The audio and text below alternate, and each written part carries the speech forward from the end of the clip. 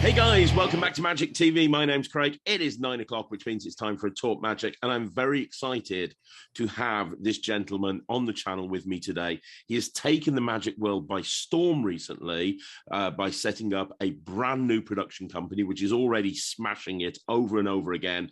But he is such an engaging performer, and everyone I've ever spoken to has said such nice things and how he's such a really nice guy. I can't wait to interview him on the channel, and I am, of course, talking about Perseus. I am talking about Perseus Arkomanis. How are you doing, Perseus? I'm good. I'm good. Thanks for having me.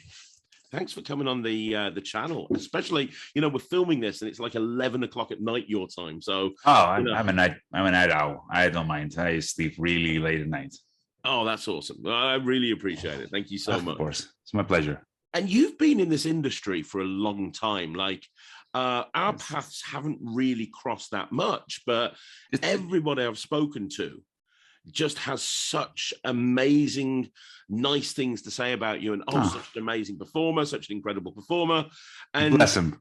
Yeah, and it's true. And I had your book bought for me, Mosaic, and which we're going to get into later on.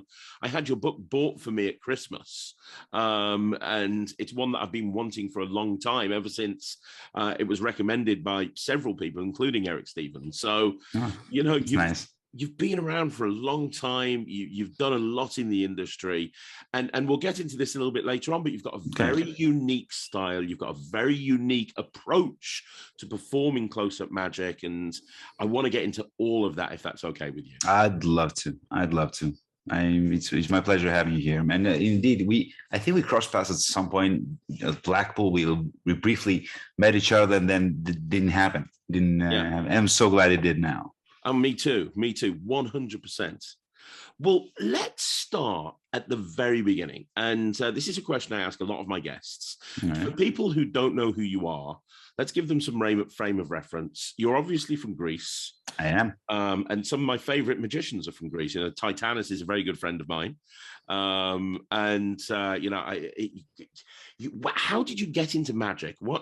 What was your origin story? Was it a typical story of a kid having a coin pulled from behind their ear, or was it slightly different? It's a little bit more ridiculous, to be fair. No, because I started. I used to love pulling pranks, and I had a friend of mine who my best friend, actually, my cousin, who is also a magician. We used to pull pranks at stores. We'd get in and we act as if we were fighting, all that, and at some point we wanted to up the game, so we wanted to buy some fake blood. And so we ended up in this magic store. I was just riffing through, just checking the hues of the blood, which is the most realistic. And then when we left, I saw him in the train being like a little bit like this. I'm like, what do you get in there? What do you got? And he was like, I bought a book. Like, what kind of book? You're like, the guy showed me some magic. And I bought a magic book. It was one of those crappy, really earlier on, just really simple tricks thing. And I remember we were reading it on the way back home in the train. And that's the bug. It's the end of it. Then we just keep researching and buying and stuff, and trying to evolve together. And, we were each other's critic. And it was really nice. How old were you at that point? Oh, I was old. I was in my 20s. I mean, wow. Yeah. Okay. So I was late. Wow, yeah. That's really interesting, because I have so many people on the channel saying, "Oh, I'm mid-20s, I'm late 20s. Is it too late for me to take this up as a hobby?" And I always say, "No. Nope. It's really not." No, it's not. It's all about what you do after that. I mean, how much work you're going to put on it. And yeah. And I hear all those people saying, I started magic when I was 6. And I'm like, oh, lucky you. I mean, I had no clue. So when the bug bit and you started, you bought that magic book, or your friend bought that magic book, you started to become obsessed with magic. Did you ever look at it as a potential career choice? Or was it just, hey, I love this, I want to learn as much about it as possible? I didn't at first. At first, I was, because I had a job. I studied comic book illustrations and animation, so I had a job in a how do you call it, advertisement company. Mm-hmm. And I was just started doing it as a hobby, just working on it, just trying to be best I could be. And really, after at least 5 years, I was like, you know what? I should try, get a gig or something, and then gig by gig, you go like, like I like to imagine myself doing that forever. It was a gradual change from an enthusiast and an amateur to hopping to the pro arena, and then in the artistic one, which is a different kind of discussion. And how long did it take you to go from learning your first trick to going and doing your first gig? Was it years? I would say, yeah, at least 3 years. Mm-hmm. Okay. 3 to 4 years. And obviously I was cramped. I mean, you don't have your mind set in magic seriously in the first 3 years. You're all over the place. But that's how you learn. And when you first started getting into magic, was there a particular type of magic that you enjoyed doing? I mean, obviously close-up magic, but was there anything that you gravitated towards? I mean, we know you as an incredible close-up performer. That's my jam. But strangely enough, I started with card manipulation and stage magic. No way. Yeah, and I'm going to send you a link of my card manipulation routine. You can put it out a little bit, So it was. I really enjoyed it. It was, again, years passed when I used to do close-up magic, but the years passed until I do the full rotation and stop doing stage magic and turn to just close up and maybe a little bit of parlor here and there. Okay. And then, wow. Okay, that's really interesting. Really, really interesting. So I mentioned very, very earlier on in the introduction that you've got a very unique style, and you really do spend a lot of time thinking about scripting, and that's something that I want to really kind of delve into in a bit. But did that come about at the beginning of practicing? Where did you understand the importance of this, or did that come over time after you started performing professionally? Or I think there are a lot of things that work together. One is when I started looking magic as an art form, because I consider I grew up in an artistic family, and I dwelled through music and painting and all that. And at some point, I thought to myself, that could be my vehicle. I can express myself through magic. And then it was a discussion I had with Eric Mead, because I always loved his magic and all that. And I reached out to him years ago, and I told I want you to show you some magic. You tell me, blah, blah, blah. And he goes like, yeah, sure, go ahead. And we met on Skype and all that. And at some point, I told him, do you want to start with cards or coins? Because I was really cocky. I thought it was amazing. And I did this one coin routine, this one coin flurry thing. And he goes like, oh, that's nice. What is the belt? And I go, excuse me? What do you mean? He goes like, what is the belt? And I was like, it's about the coin jumping from the elbow to the other. He goes like, no. That's what's happening. What is it about? And this door opened in my head, oh, I can actually talk about things through magic.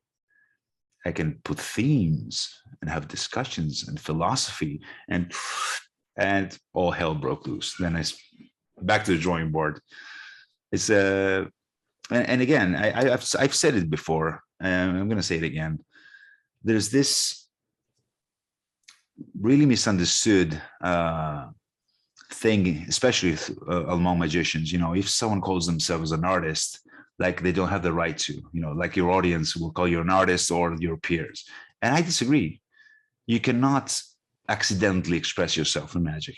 It has to be a constant choice, a conscious choice. You need to choose. I'm going to use that as an art form. I want to express myself through my magic. For instance, my style is like more metaphorical, more symbolistic.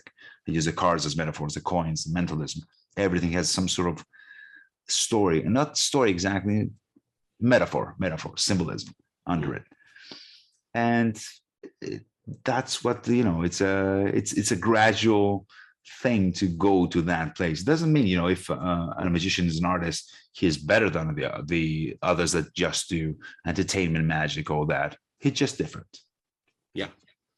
And what advice would you give people? Because I said off camera, I said one of the things that I love about watching you perform is you draw me in. Like, and I don't see many entertainers and many magicians do that, but I don't know what it is, but I almost find what you say hypnotic, and I feel like I'm hanging off your every word, and that's something I haven't experienced with many performers. I think Eugene Berger was somebody who had that same effect on me, but outside of you and Eugene, I can't think of many other people that have had that effect. Is that something that you can attribute? Is that something that you try to do on purpose? Or is that something that, yeah, okay. I mean, obviously you want to be charming, you want to be fluent, you want to have the word. That's why I like to write down the scripts to know exactly where I'm going, and I also have the freedom to go out of it and go back to it. But I attribute it to the questions of the Sphinx. You're going to see it when you read Mosaic. It is in every effect, I always put 3 questions up front. A, Arkomanis question, what is it about? Which is basically a question about the effect itself. B, why should they care? So even if it's something that I only care about, it's a theme, how can I make them care and engaged and invest emotionally?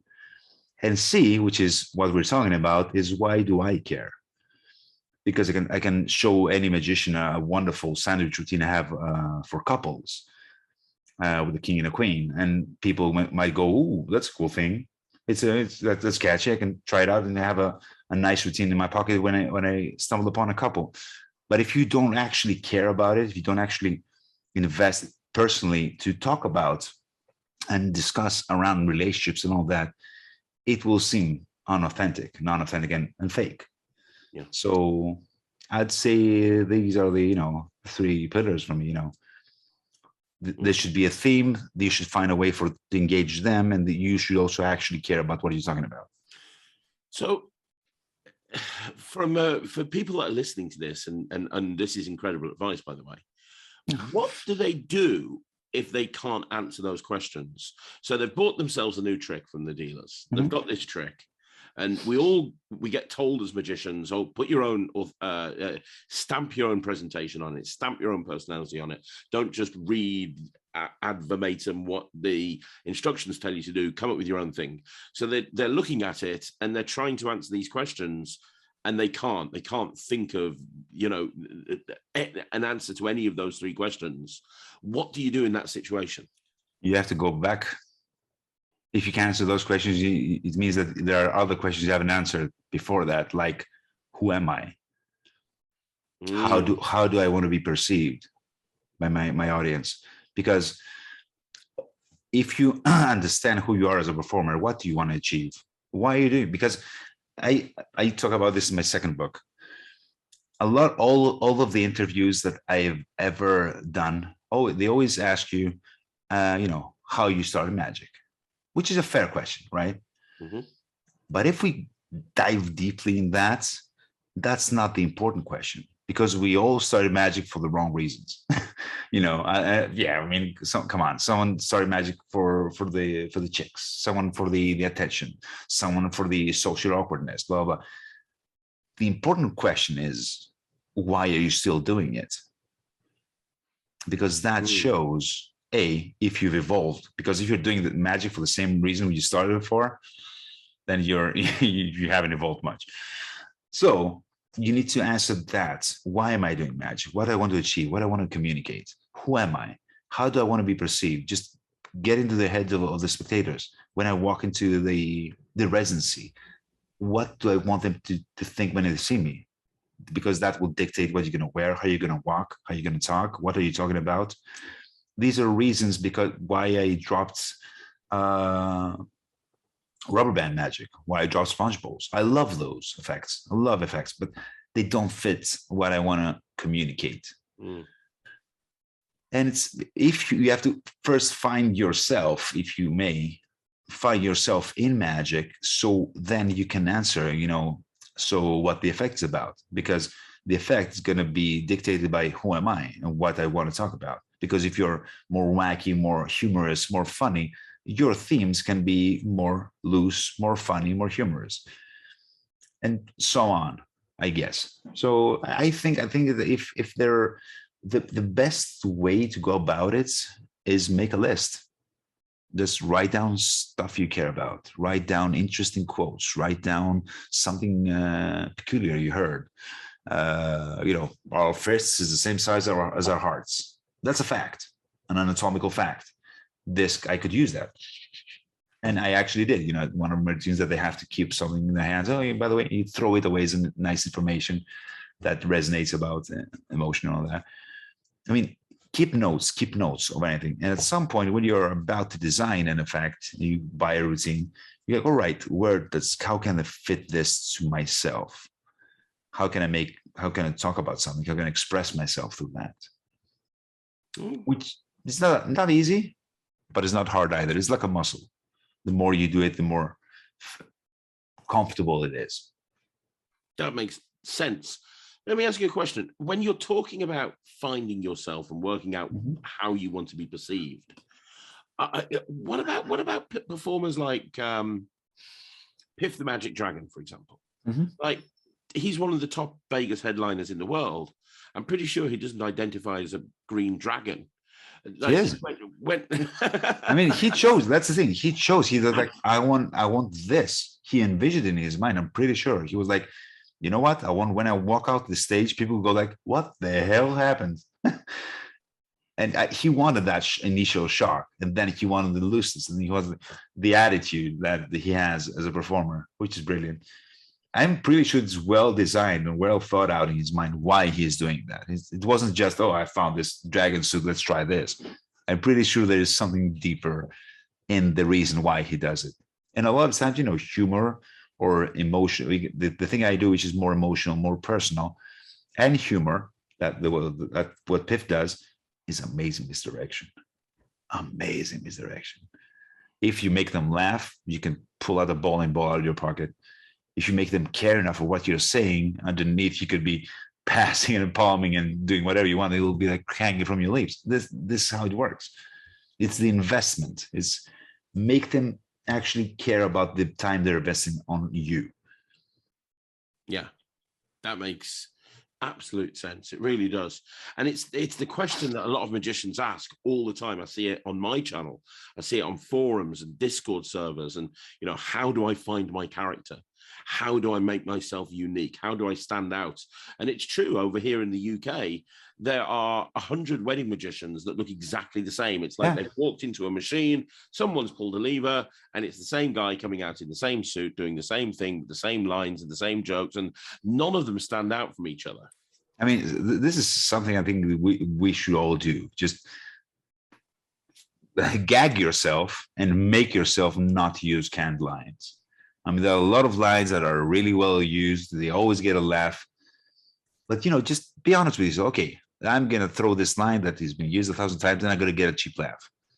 What am I actually offering that audience? Nothing. And what am I actually offering that audience of myself? Definitely nothing. Which is such a shame. We have this beautiful art. We're doing the art of mystery. We could make them wonder. We can make them feel. I mean, it's such a shame. It's a lot of times this beautiful art is treated. I mean, there's an old Max Maven quote. Magicians took something that is inherently profound and rendered it trivial.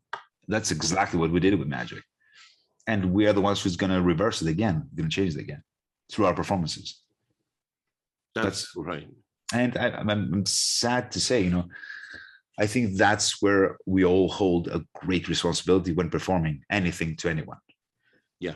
Whoever you perform, your performance might be what shapes their opinion on magic. Why not offer them the 100%? You're not in the mood of performing, just don't perform at all. Just tell them, not anymore. Yeah, absolutely. So let's just assume for a minute that somebody has found themselves, they know what they want their audience to perceive themselves as. They can answer those questions when they're actually putting the tricks together. What's the process look like for scripting a routine or a trick? Because you're a big advocate of scripting material, and you see a lot of magicians and a lot of performers that go, oh, I just ad lib. I've got a loose script that I follow, and I just like to ad lib because I like to feed off the audience and I like to feed off what they say, and I feel a script would make things too rigid. And then you have the other school of thought where it's like, no, everything should be scripted to the nth degree because that's going to be the best way to, deliver the message that you want to deliver to the audience. What is there a right or wrong? And how do you go down the route of scripting? I'd say the right, for me at least, is scripting, but also getting out of it. Because if you script your magic to the T, you have such freedom to go out of it because you know exactly where to fall back. If you don't script, you're going to end up with a lot of performances that look like, let's try this. You're just supposed to be a professional. Even if you're not, you're supposed to be a magician. You can't just improvise everything. I mean, come on. And words matter. Aristotle once said, if something doesn't add, it subtracts. And it's the same thing, If I go, okay, let's try this. What does that say about me? A, I'm not sure if it works. Right? Yeah. B, the fact that I'm here at this gig testing things on you says that I don't really care about this gig. All right. Stuff like that we might, a lot of time might not think about exists. Yeah. Words matter, what you say, how you say it, when you say it, and why you're saying it. This is scripting basically for me. And to me, scripting, I like to use metaphors. I like to use symbolism. When I talk about something with cards, the cards become what I want them to become while I'm talking about it. And the way I go about it is logic, asking the whys. Why is the most powerful question when scripting, Okay, for instance, an ambitious card, right? They select the card, they put it back, comes back to the top. Let's start with this. Why it comes back to the top. Okay, let's go to life and find out what can be lost and resurface. It can be a friendship, hope. It can be, you start writing down a list of things that match the theme of what is happening with the effect that you care about, because you can find a lot of things, but you don't really care about it. For instance, my ambitious card is about this. It's about hopelessness. How sometimes, you lose hope and you need to step back as a reassess problem in order for it to resurface and all that. This makes sense to me. And I built my ambitious card around it. Now I have one of my friends who uses a mother's love, which is a great example for an ambitious card, because here's the difference. Pick a card, sign it, we'll put it in the middle, snap my fingers, it's up to the top. And you can keep that card, right? Yeah. And add 2 or 3 phases. Whereas, you start talking about how a mother's love is the strongest thing in the world. So I want you to pick a card. I want you to actually write the name of your mother on it. They do, right? And, in the beginning, your mother is in the top. It's your top priority. It was hanging from her leg. And at some point, you go to school. There are times you don't even want to be seen with her. You don't want her to kiss you. Then you get sick. And then you need her again. And she's always there for you. And then you move on with your life. You get your own family, blah, blah, blah. And every time this card reappears, it's not their card. It has their mother's name on it. They invest emotionally. You're talking about them and the relationship with the mother. So in the end, you also give them that card. You can keep that. It's not a card with their signature who nobody keeps. And nobody remembers what's happened with that card. It's a card with their mother's name. They remember exactly what you talked about. And they're going to keep that card because it means something to them. So that is my process. That is eye-opening, to be honest. Let me ask you one question. You get this all over the world. I'll use the UK as an example. You get those gigs that you go to, normally corporate gigs or military bases or really dodgy little pubs, where you go in and there's like 500 people. You've got an hour to get around as many people as you can. There's loud music playing. You walk over to them and you're like, hello, pick a card. Yeah, Especially Christmas parties. I mean, as beautiful and as artistic as what you've just described is, and it is beautiful and artistic, do you think there's times where you just have to throw the rule book out the window and just try and get through it as quickly as you can? Because, you know, you start going up to a group of people when the music's that loud and you've got to get around as many, right? Okay, let me talk to you about symbolism. Then it starts, I'd be fair, you know, if you need the gig, yeah, just throw the rule out of the window and just do tricks, do visual stuff, do, you know, card manipulation and, you know, entertaining magic. If you are doing well with your gigs and you are in the area that you can actually choose, I don't take those gigs. Mm-hmm. And when I take gigs where I know there's going to be a DJ, before I begin to go like, you know what, I talk a lot to the timeline that I'm going to be here.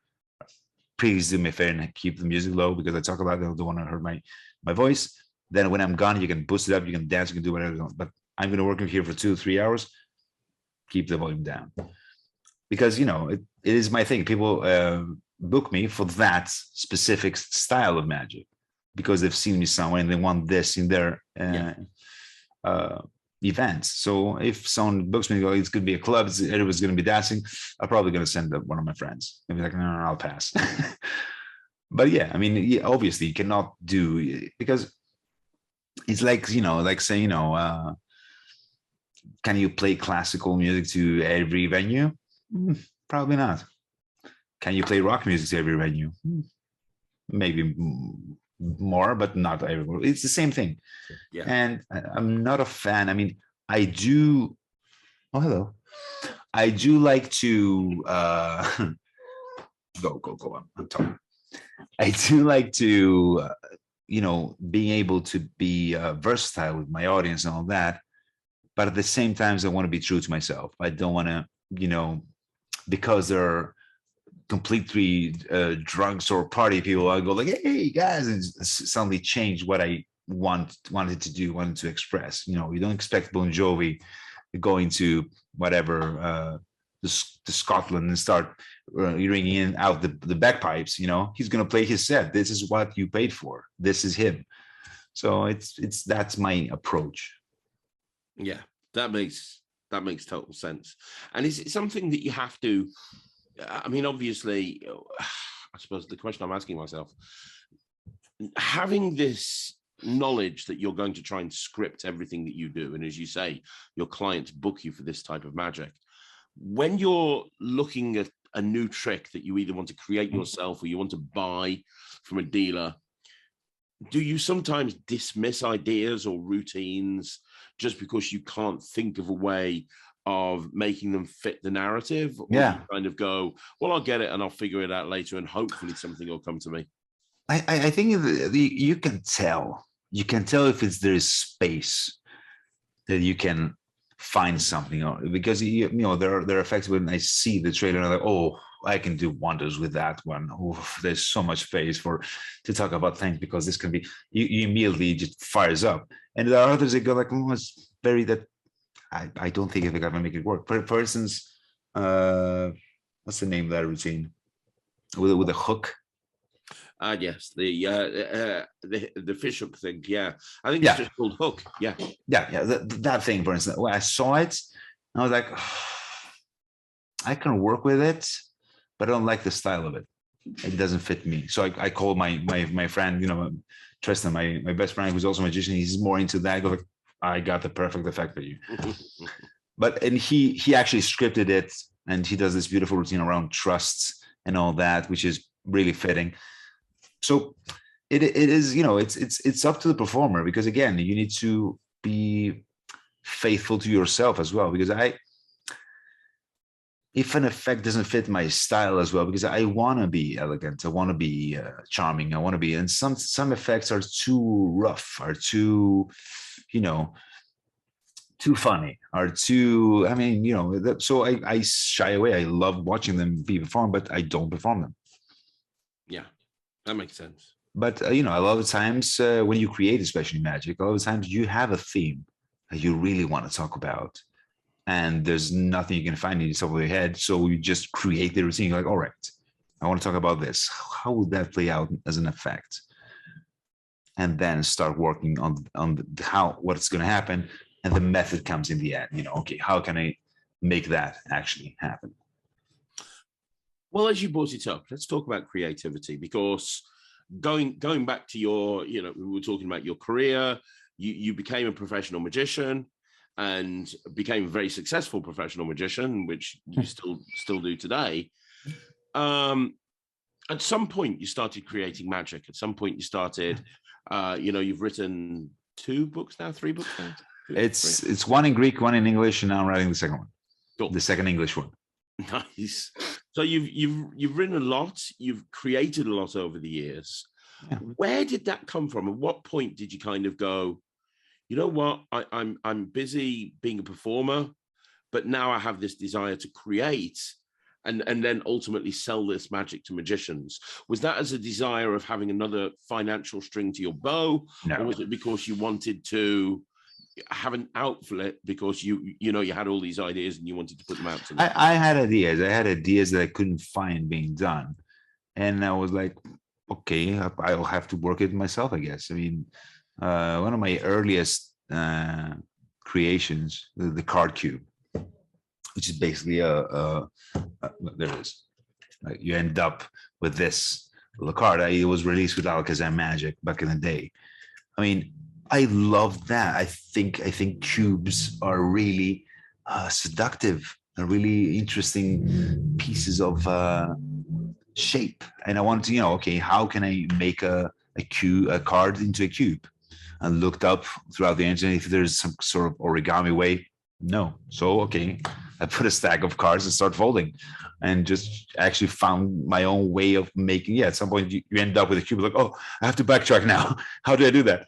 And I went back and all that. And, it's other times I remember with my first release with Paul Harris and Titanus, actually, it was Slide. It was an animated TNR. And I remember it was back when the MSN was around. And I was talking with Titanus, and I was like, you know what? I'm bored. Give me an idea. Give me an effect that you want to see being done with cards. And he goes, I want the modern art illusion by Jim Stenmeyer. I'm like, all right, see you in a bit. And I closed down and I start working. How can we make this? How can we make a card go like this and all that? So that's how Slide was created. And sometimes it's something accidental. Sometimes it's designed. Sometimes it's by need. I want to do this, and there's nothing out there, so I have to make it, I guess. Wow, that's incredible. That really is. And for people that want to be creative, because I've talked about this on the channel many times. New people that come into magic, they have burning desire to be creative. We do put creators up on pedestals, and we worship these people. They've released magic. So for somebody that's new into magic, or they've been doing it for a little while, and they want to be a creator and they want to create their own magic, what does the creative process look like? What advice can you offer them? Don't rush it. Okay, don't rush it. Yeah. Well, of all people, how much crap there is out there. Oh yeah. Oh yeah. And that if you release something that is crap, it can stigmatize you. It can cut your career. I remember, I don't want to say names, but I remember well-known magicians that were doing well, releasing stuff, and at some point they released this horrible thing and they stopped releasing because people go like, oh, now you try to do, now that's not fair. Bye-bye. We're not buying from you again. Because the magicians are cruel. They're not forgiving, not easily forgiving. So, just make sure if you want to release something, do your research. That doesn't exist. If something in it exists, take permission and credit. And in the end, try to make it good. Try to make it exactly as you would want it if you bought it. Because and now I can transition to my company as well. I mean, that's the thing. I mean, people are investing money to your creation. People believe in what you created. People are going to get it and they're going to use it. You have to thank them. You have to, you have to give them back what they bought. So it is essentially not rush. I mean, I know people magicians put creators in pedestals, and they shouldn't. But that's why a lot of magicians rush to create. I have to create great stuff, and so I can be known among the community and all that. Nobody cares. No. No, nobody cares. No, absolutely. Yeah, if you want to create, and know why you're creating. Are you creating for the sake of creating? Are you creating to make extra money? Are you creating because you want to offer to the community? I mean, just all valid reasons, but know why you're creating, and treat it with respect. Perfect. And you mentioned earlier on that a lot of what's your catalyst, I suppose, is what I'm asking for inspiration. Like you mentioned earlier on about scripting, and sometimes you have this idea for something that you want to tell the audience, and there's no trick out there, so you create the trick. How do you find inspiration? Because that's the thing that really is the big stumbling block for a lot of people, including myself. Like I've gone through, as a creator that's released magic for over 15 years. And good magic. Thank you. I go through periods sometimes where I'm just like, you know what? Maybe the well has run dry. Maybe that's it. Maybe I've got no other ideas anymore. I mean, how do you find inspiration? Outside of magic. Okay. To arts, to pop culture, to hobbies, to you name it. Outside of magic, the more you enriching your inner self with other stimuli, the more you will have to talk about and share with the rest of the world. I think it's as simple as that. Reading. I love books. Read novels, read fiction, read poems. Go to see an art gallery. Go to an art gallery. Yeah, go to a museum, see some dinosaur bones. Why not? Just random. Yeah, that's the thing. The more stimuli you get, the more stuff you give to your brain to process. Yeah. I mean, I'd say that's my inspiration. I like doing a lot of things outside of magic. Perfect. Let me ask you another question. So going back to your career, you've done phenomenally well. You're a professional performer. You start releasing magic. I mean, just the fact that you've worked with Paul Harris, that's just incredible. That's a bucket list item for so many people. You've done Penguin Lives, you've done this, you've done that, you've done the other. At some point, you get to a point where you end up working with Illusionist, which is the dream job for a lot of people. I mean, Illusionist are like one of the biggest magic companies in the world.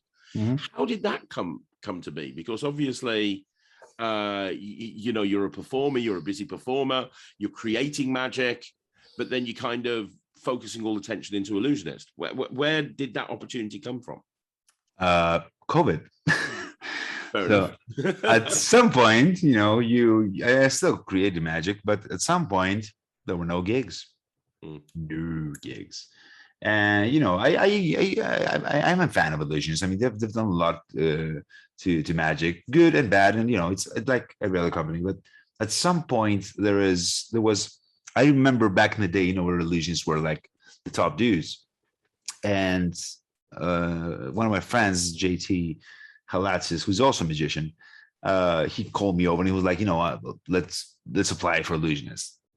And I'm like, what do you mean? I go like, yeah, let's just tell them what do we think they need, because they severed the connection between their fan base and all that. I mean, the Madison years and all that, raising the pedestal way up high. And we thought that, you need to come down, you need to embrace your community. So we applied, and they actually accepted, which we're like, oh shit. I mean, cool. And that's what we did. We did a Discord server, and we did events, we did giveaways, we did stuff for the community, just for the community. And it was, well, I mean, I obviously appreciate it. It was, during COVID times, it was for around 8-9 months. It's done its circle, and then we move on. Wow, fantastic! I mean, it must have been a great experience during the It period. was. It was. It's a great experience. It was, eye-opening in many ways, and I'll always be going to be grateful about that opportunity. But you have to move forward, right? Mm-hmm. Which brings us to you setting up your own production company, which is a huge, big leap. Did It is. that come from working with Ellusionist and kind of going, well, you know what, I think I could do this? Or did it come from a desire of, like wanting to, but what, I suppose the question I'm asking is, why did you decide, during a pandemic, because the pandemic's not completely over, we're still kind of in Yeah. Yeah, it's not an ideal time to do such moves. And you decided to set up your own production company in the middle of a pandemic. Working with it was the final block in my head, because in my mind, I am a customer, I am a performer, I am an artist who releases stuff. I have worked with a company and see some of the workings. So in my mind, I have all perspectives of how to build a company and how to run it. Now, this is yet to be seen, obviously, if I'm right or wrong. But in my mind, I know what I would like as a customer. I know what treatment I would like as a releasing artist, and I know how things should go for a company in order for the customer and the artist and everyone to be, happy and appreciative. And in the end, I adore magic. Yeah. So I am, and I'm still gonna be doing that. I'm gonna be, clear upfront, and I will honestly try with my criteria to put out good practical magic that people will use. Because again, people are investing their money and their time to your products, so you have to give them back. Yeah, I completely agree, 100%. Yeah. And already you've not really been around for that long. You're a very fledgling, very young company, and you've already attracted some huge names to come and work with you. Yeah, 1 month. in a month, you've got people like Alan Rorison, you've got people like Eric Stevens. I mean, yeah, I'm talking with Mike Amar. We're gonna probably release something together. Shut up. Yeah. Wow. Yeah, it's again, it's honest. I'm not saying to anyone that I'm this big hotshot company. I am me. I'm the company. So I'm going to do whatever it takes for each and every product. When an artist trusts me with their creation, I'm going to treat it as if it was mine. And that's why the handmade, hand-drawn boxes. That's why the extra booklet with illustrations in each product. I want it to be worth. And obviously I like practical magic because as a worker, I want magic that people will buy and gonna use. It's not gonna be like, I'm just gonna use it on Instagram, that's it. It's actually practical magic that you can use out in the real world. That's great. That's awesome.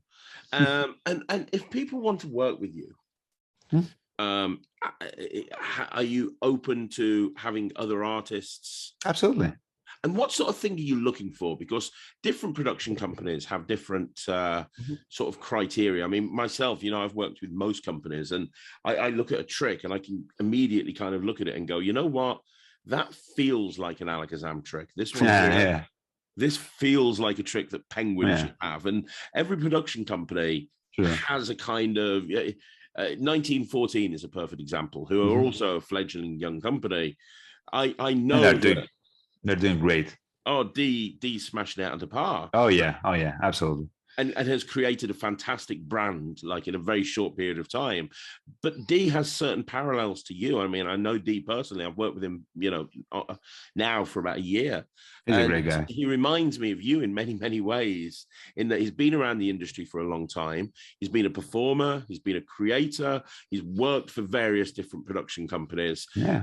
And he's gone, right, okay, I have all this experience. I have all this knowledge. I now know how I want to do this myself, and I have certain things that I want to achieve that I don't think anyone else is doing. Yeah. So the only way to do it is do it myself, and that's very similar to what you're doing. And I see a parallel between you and You No, absolutely. I love D, and he has my utmost respect. And I mean, yeah, you can say there are paths are parallel. I think with me, I mean, I think if you compare the two, I mean, I think D is more into mentalism and the esoteric kind of magic and mentalism, whereas I'm more again. I need practical things. I need visual things. I need stuff that people will use and a worker would use in a regular gig in a residency. And so I'm looking for tested things. So I don't want someone to come and see, oh, I did this and I think it will work like this. Okay, go out, perform it 300 times and come back then, see if it actually works. Because, a lot of times, you have this great idea that should work, and then you perform it, it doesn't. I mean, I need workers. I need workers and practical magic. Yeah, absolutely. 100%. So how would people work with you? What sort of thing are you looking for? So you're looking for like real workers. You're looking for something that's anything else in particular? Are you going to take all types of magic? Or? Oh yeah, magic and mentalism. Yeah, all the way. I love all of it. What I have in my line of products to begin with is, what do you call them? Physical products, where some sort of gimmick or gaff is involved, books, and the booklet series that I have. So the physical products is mostly, stuff that you need some sort of gimmick or some sort of apparatus to make the effect. Books, I'm on to publishing book, and I self-published the second edition of Mosaic, and I have a few books in the workings as we speak. And there's this small booklet series that I do, which is routines, theory, mentalism, magic, you name it. And in the end of the year, it's going to be sold as a box as well. Like I would call it the annuals. So because it's going to be like probably 12 every year. This is going to be a new line of booklets. For the time being, we have Seeing Thread by Brian Crow and Bottoms Up by Perna. Wonderful mentalism, both of those. And that's what I'm interested in. Fresh ideas. I mean, if you've seen the line of products, it's all weird. It's all products that you're not expecting as a launch products of a company. And it is. That you showed me the packaging. I mean, I'm probably in the minority here, but I think the packaging is so important. I agree. One of the things I love about 1914 and Alakazam and Penguin is they really take time to think of their packaging. And then you have somebody, God bless him, is a national treasure, but somebody like Jay Sankey, who you buy something off him and it's in a little plastic bag with a piece of paper with a bit.ly link for a tutorial. And it's like, okay, you're right. And that works for Jay. I'm not going to diss Jay. Oh, yeah. But I prefer it when I see something nicely packaged and, the care and the attention has gone into it. And you've done that. And is it correct? Am I correct in saying that you hand draw everyone, every single one of those? Tell us about that, because that's just incredible. I mean, that as I said, that was what I studied. That is one of my hobbies. I like to illustrate. I like to draw. So I thought to myself, why not make it a brand? Why not make it a theme? So when I talked to Alan, he showed me the Cannibal King. I was like, I drew a king, sitting in his throne, holding a skeletal hand as if he just ate the guy. When I did my Medusa project, I drew Medusa. So each product that I will be releasing, there's going to be some thematic, something hand drawn in the cover made just for the effect. I'm not a huge fan of the Apple approach, it'd be like slick and gold foiled with I don't like that. I want it to feel more artisan, more warm, more approachable. That's great. Could you show us an example of something that you've done? Have you got any packaging with you there? Yeah, I do. That would be amazing. Let's look at that. This project. That's for Eric Stevens' Cyclops, for instance, since you mentioned it. That's so good. Look at that. That's it. bottle. That is something that everybody's raving about. I mean, obviously, you've only been going a month, and the buzz is starting to generate about Orion, which, if people don't know, that's the name of your production company, Orion. But the one that everybody's talked to me about, and obviously I listen to everything that everyone says, is, have you seen this trick by Perseus with the little bottle?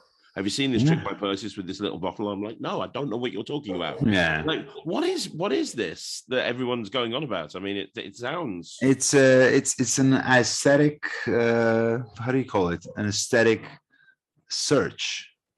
Because I always been fascinated with that image. That little bottle, and with a little card inside. Because it calls back to message in a bottle, to being a castaway, where throwing away something with the hope of someone grabbing it. And it's basically my solution to the card in bottle, where you take the selected card, you make it appear inside the bottle. Wow, that's awesome. It is thank you. It is a really nice aesthetic. It was definitely an aesthetic research. I wanted to make this. I wanted to be able to hold an empty bottle, make a little small card appear, uncork it, and as I pour it out, it becomes big again. Obviously, I didn't do the whole routine, but it becomes big, and it's their card, and they can keep it rolled up. And it is. I love that. I love that. It's I wouldn't say card to impossible location plot, because it's not. It's shrunk again. It's the thought. It's a little bit. That's what I was talking about. There's strange effects. I'd say niche. Sometimes. To me, I mean, obviously, the Medusa project is my pride and joy. I just love it so much. It is. Well, talk to us about the Medusa project. So the Medusa project was when I started magic in Greece, all the old guard, the old magicians, were using ancient Greek names as stage names. And my actual name, me being Perseus, I wanted to be different than them. So I started my career with a stage name, like Demon, like something that sounded French. And at some point I figured out that you can differentiate yourself from them with your magic. So use your damn parent given name. And when I switched, I was like, all right, my name's Perseus. So what can I do to make them remember? I mean, to make an effect out of that. And the Medusa came to mind. Sorry about that. Don't worry about it. Yeah. Okay. So Medusa came about. So it's basically they select a card, and you can actually turn the deck. Whoa! It's no deck, just like that. What? Yes. And to me, because a lot of people, and I don't like that because I love Sean, a lot of people put it side by side with the Omni deck. I think it's a different effect, because in the end, the Omni deck is a more of a puzzly thingy. When did the deck vanishes or whatever and all that. With the Medusa project, this is, to them, this is the deck, and just transform into stone. It's a different thing. And the sound. It is stone. It's actually stone. You're getting stone props. You get a sharp, you get a lighter. You're also getting custom-made Medusa coin with a nice revelation, which is actually the Medusa from the cover. So I designed this as well. This is my pride and joy. But again, when you talk about site, and I don't want to turn this into a commercial of my company, but when you talk about Cyclops by Eric Stevens, brilliant book test, easy as hell, brilliantly made gimmicks. Cannibal King by Orion, very visual, very, very different than the actual Cannibal Kings by Roy Walton. it is. I look to produce effects that other people don't produce because they're either too hard to produce, like the Medusa project, or too niche, too weird. Because in my mind, I don't. I think magic is mystery. I think magic should be charming. I think magic should be, seductive. And a lot of the companies treat it as it's super cool and super hip and super, badass, which I don't believe it is. I don't think that's the texture that magic has or should have, in my opinion, at least. So that's the kind of magic I'm looking for to produce and give to the community. That's great. That's fantastic. And you're obviously, and again, we talked about this, scripting is so important to you. And having a narrative is very important to you, mm-hmm. and having an emotional connection with the audience and in every piece of magic. Mm-hmm. So artists that work with you, if they came to you with a really cool idea, mm-hmm. but they're not as high on presentation as you are, is that something that would you still be happy for them to come to you and Absolutely. maybe work with them and flesh that out? Or I mean, at this point, I am the CEO, the product management, the quality control, the packaging. I am the company.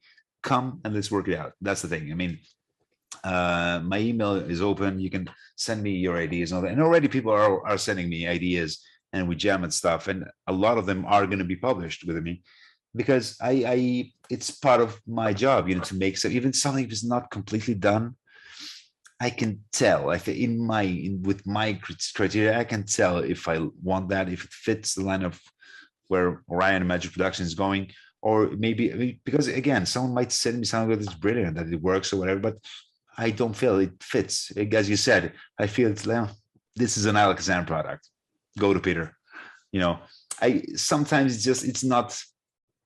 You don't feel it, So, by all means, I don't mind if it's not, fleshed out and polished, but I can work with a lot of different kinds of magic and develop them to make them what I would want them to be in order to be released.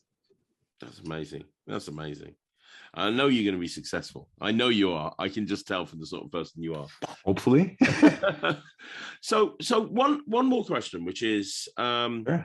And this is a question I ask a lot of my guests. What's next for you, Perseus? I mean, obviously, you're going full on with Orion at the moment, and performing at the same time. And performing, yeah. I mean, and to be honest, that's a really important thing that I should mention. You see so many production companies where the person in charge has kind of lost touch because they don't perform anymore. I haven't performed for years. Yeah. I don't want to name names. We know who, we know those guys. You are a performer, and that's very important. I will always going to be. I cannot not be a performer. I need to be a performer. I need performance in my life. I need to show people magic. And, and in the end, even if I was, which I'm not, a cold-blooded businessman, performance is a brilliant place to test my products. Yeah, exactly. But I'm not. I mean, I need it for myself first, but I obviously gonna test and, check them out. I mean, I had a couple of good gigs during, Christmas and New Year's Eve, and I took the whole line with me, just table after table to see, this works, this doesn't work. Yes. It's because I trust my products. I would never sell something that I wouldn't perform. That's good. Or something that I feel it's cheating, Yeah, I do. I know exactly. You'll notice when you go to my website, there are only 3 trailers. The other ones are not done. I don't want to put out a trailer that says something that I want to put in during these days. Maybe when this interview is out, I probably have put a full performance of Medusa, because I uploaded the trailer, and now I want to have a full performance to see from beginning to end, because I think it's really important, to be able to see how does that look, Yeah. because you can put music and you put a lot of cool stuff in a product, but in the end, show me what the hell you're selling, you know? Exactly, 100%. And I wish more production companies thought like that, to be perfectly honest. It's it's been a big bugbear of mine, Oh yeah. So yeah, to all of us, you know, because you buy something you see from the trailer, you're gonna, oh, I'm gonna use it, and you buy it, oh, I cannot use it. That's what I bought. It happens, you know. So I don't want people to you know, and because I have a good group of friends in magic community, and you know, people was like, you know, I want to support you, and I told them, no, do not support me. If you buy something from me, check it out first, make sure that it's something that it fits you, so you're gonna perform it. I obviously want to make money, but I want to earn the money. Yeah, that's great. That's an awesome attitude to have. So what is next then? What you're going full on with performing? You're going full on with Orion? Yes. You know, let's be honest. The career that you've had, and you're nowhere near the end of your career, not even close. But the career, hopefully not. Yeah, right. The career you've had, though, if most magicians, if you said to them at your end of your career, you could achieve this, you could achieve the level of gigs that you have, having your own production company, working with Paul Harris, working with Penguin, working with all these great companies, working with the largest, you know, magic company in the world, Illusionist, for a period of time. All this stuff that you've done is phenomenal. You know, it really is. What's left? What's left on your magical bucket list that you want to achieve over the coming years? I want to perform the Magic Castle. That's my thorn in my that's a thorn in my bucket list. I want to have the time to arrange it and perform for Magic Castle. But apart from that, I don't think I'm halfway there. I mean, I have so many more to give. When it comes to creativity, when it comes to performance, when it comes to self advancement and, you know, evolution as an artist, as a company, as a, you know, I'm way too young. I mean, I'm almost 40. I'm not that old. Come on. Not at all. I have a lot to give. And, you know, I'm writing my second book on scripting, obviously, because, you know, people love Mosaic, but they told me, you know, it's 20% theory and 80% tricks. We need more in depth. I go, all right, I'll write a book that's 80% theory and 20% tricks. Let's see what you're going to do there. So I deep dive into scripting and the process and how to use your voice, how to use your body, all of that in the second book. So I am doing that at the same time. So yeah, I have a lot on my plate. You really have. I have a lot on my plate, yeah, but I'll survive. I live off coffee. I'm fine. Well, you know, you mentioned that when you went to Illusionist, one of your goals was to get the company to get back in touch with their fan base. Yes. And I know it's very important for you that's the case. So what are you doing with Orion to get in touch with, because a lot of production companies don't do that. You see some that do. You know, you've mentioned Alakazam a few times. That was your first release through Alakazam. Yeah. You know, the stuff that Peter's been doing recently with the weekly, you know, online sessions and the live launches and the Discord server. I think he's been doing a very good job. Absolutely. What is there anything that you've got planned to, you know, kind of connect with the magician? Because sometimes I think that magicians do feel that they're out of touch with, you know, Illusionist is a perfect example, actually. You know, that there's such a big conglomerate of a company now. You know, back in the day when they first started, it was Brad Christian, you know, on the videos. And now, you know, the only time you see him is when he's going out into the jungle shooting a laptop with a gun. And we won't go there. But I mean, the point I'm trying to say is, what are you doing? I know you're very passionate about this. So what is it that you're doing with Orion to try and connect with your everyday magician? I'm trying really hard, you know, to post regularly on social media something that helps. I recently started the Wednesday tips. So it's just, if you go to my Instagram, there's every Wednesday, I'm going to be posting some sort of performance tip that I gathered throughout the years of being a full-time performer. So something small, you know, something like, you know, when you, the first I post, you know, when you reveal a card on the table, don't go like this, go like this, because that extra time gives you a little bit more suspense for the revelation. Small tips, you know, something that you can grab, or you can be like, oh, never thought of that. stuff that can help each and every one of the magicians. The other thing I'm doing as a company is like with every order, you get a bunch of free stuff. You get you get some essays, some nice little essays. So if you bought 3 products, you get 3 essays. You got 4, you got 4, and so on. And when you gather 10, you get a free nice binder to have them all together, like a nice collection of inspiration. And this is something I'm going to be doing with every new effect. Every new release is going to have another essay, another essay, another essay. So in the end, you have all that gathered knowledge, points, subtleties, ideas, that you can draw inspiration from, and work on something that, or spark your imagination to work on something. That's incredible.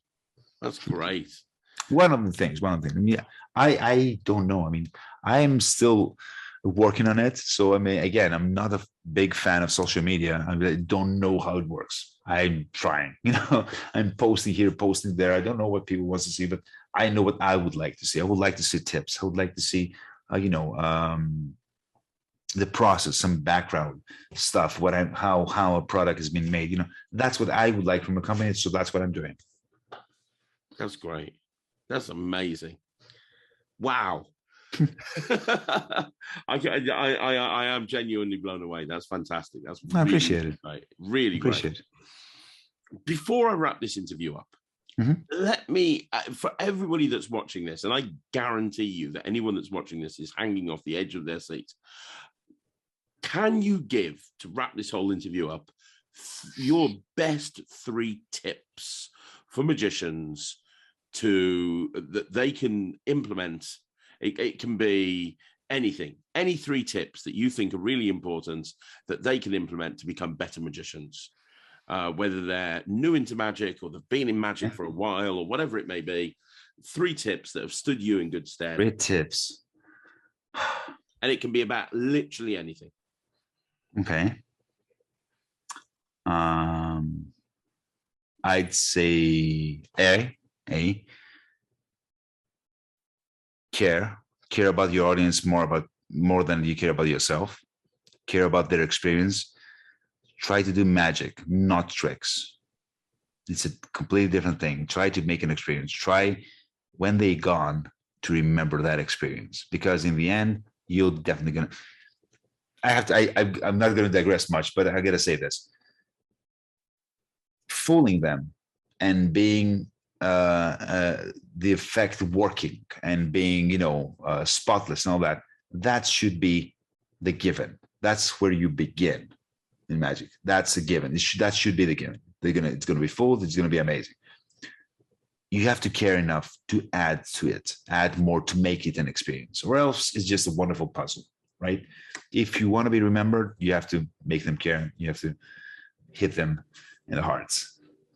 B, take care of your hands. These are like your face. Do a manicure, or 2. This is your representation. People will be staring your hands probably more than your face.